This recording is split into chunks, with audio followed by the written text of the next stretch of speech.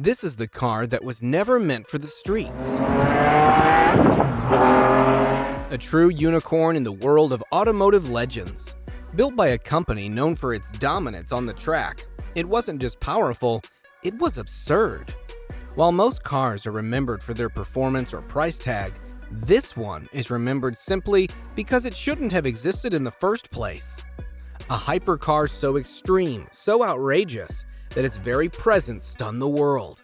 But what made it so unhinged? Why is this machine still talked about like a myth? Let's dive into the wild story behind one of the most insane cars ever built. The story behind this car is quite fascinating, as it symbolizes a time in Mercedes history when they shifted their focus from insanely luxurious and super well-engineered vehicles to vehicles with sheer raw power and incredible performance. Before the legendary CLK-GTR V12, Mercedes-Benz was known mainly for its luxury sedans and coupes, as well as its impressive engineering. There had been some cars in collaboration with AMG that were made for high performance, but the primary focus was still on the comfort and usability of the vehicles. But something was going to change, and this beast was going to be the banner of that change in the company. So, what was it? Well, in 1996, Mercedes-AMG decided to enter the FIA GT and make a name for itself in a competition where several other players were already going all out. To make this close to impossible venture successful, the people in charge knew that they would have to come up with something out of this world to be able to compete with the already well-established big boys. Mercedes was not completely new to the area of racing. The brand had been making a name for itself in other competitions like the Formula One. However, the GT1 class was a different league and would offer the brand a new type of dominance that would put them at the top of the game. Mercedes wanted it, and it wanted it bad. They were ready to do whatever it took, and it wasn't going to be easy. GT1 had rules different from the F1, especially this one rule, which played one of the most significant roles in the creation of this insane road car: the homologation rule. This rule meant that to compete with a car in the race, the brand had to manufacture a version of the vehicle that would be suitable for the roads as well. A road-legal version was mandatory for a car to be able to compete, and not just one. The rule required the manufacturers to produce at least 25 road cars. However, this was later reduced to 20. This rule forced Mercedes to build a super limited street version of the monster they were creating for the racetracks. Mercedes in the past had been modifying their established road cars to race, but for a class with such insane competition, the brand decided to build a fully racing-focused car first, and then make road-friendly variants of it. Big players like Porsche and McLaren were already going with this approach, and it was working exceptionally for them. Mercedes, knowing the standards of the race, decided to follow in their footsteps. The name CLK was chosen because Mercedes was working on the CL class coupes and convertibles at the time. However, in mechanical reality, this car was a completely different breed. The AMG Mercedes Performance Focus division led the development of these insane vehicles. Another reason for the creation of these beasts was for Mercedes to establish AMG as one of the world's best supercar manufacturers, and the pressure that came with that was a lot. There are many things that are crazy about these vehicles. One of the things that makes this car so special is the fact that Mercedes-AMG developed and crafted the first prototype of the beautiful monster in a record time of 128 days.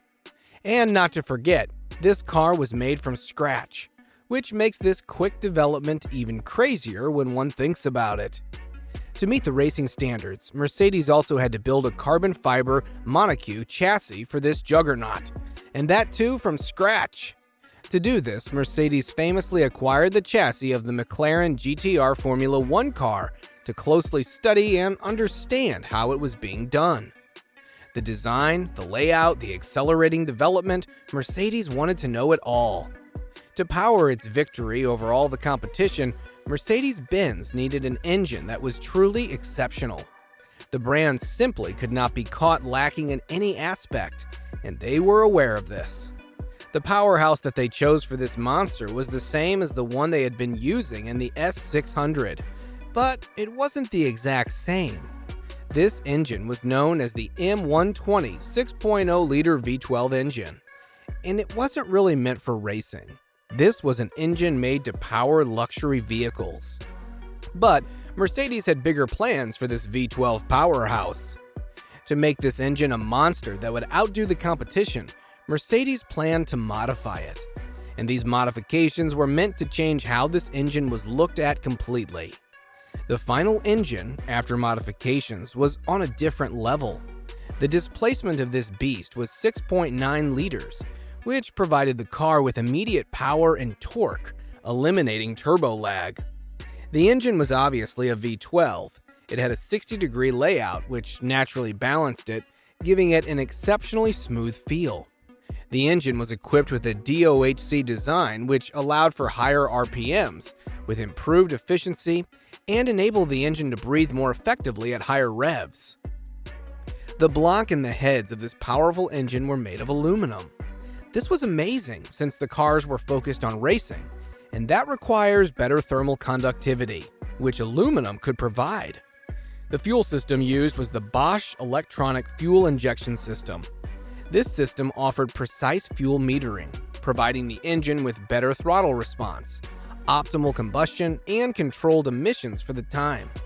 Mercedes was using a dry sump lubrication system, which not only prevented oil starvation during high G-forces, but also allowed the engine to be positioned lower in the chassis, thereby providing better handling.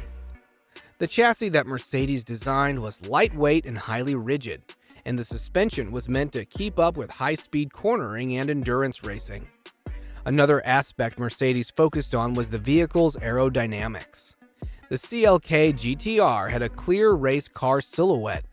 It was wide, it was low, and it was aggressive.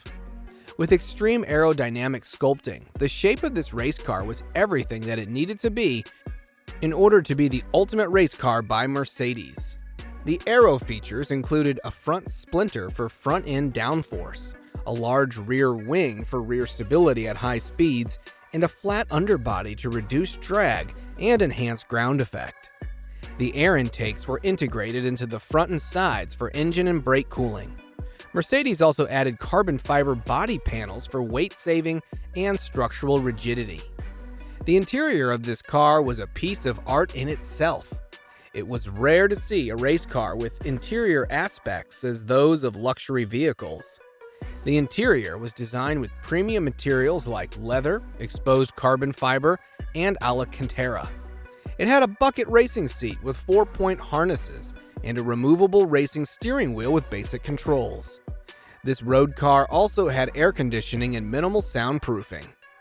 The performance of this beast was outstanding, as one would expect. The CLK-GTR could go from 0 to 60 in under 4 seconds. The monster had a top speed of 214 miles per hour, and this wasn't a small deal. This car was so insane that it was titled the fastest road car of its time. It was generating a horsepower of 612 at 6,800 RPM.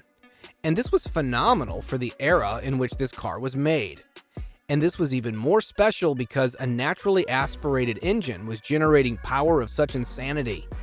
The red line for the beast was the 7,200 RPM mark. The Juggernaut wasn't screaming like the F1 cars, but it was enough to deliver top-tier performance. This car debuted the GT1 in 1997, and it was unreal. It had an insane career, winning 6 races out of the 11 races it entered, and 5 of those 6 wins were consecutive.